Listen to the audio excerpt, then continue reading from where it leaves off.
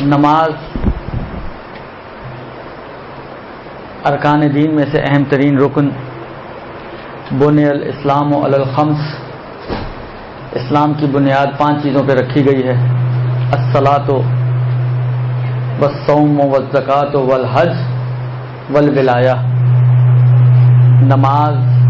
روزہ، زکوٰۃ، حج اور ولایت اہل بیت علیہم السلام۔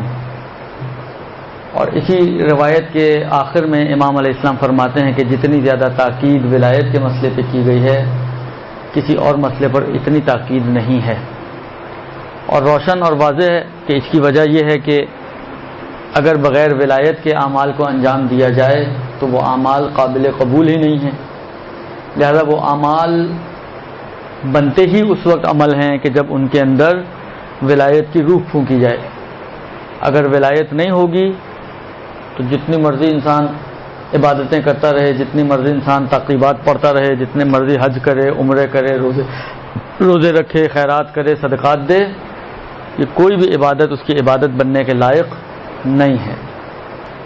تو سب سے اہم ترین چیز تو ان 5 چیزوں میں سے ولایت ہے، لیکن ولایت کے بعد جس چیز کے اوپر سب سے زیادہ تاکید کی گئی ہے اور سب سے زیادہ زور دیا گیا ہے وہ ہے نماز۔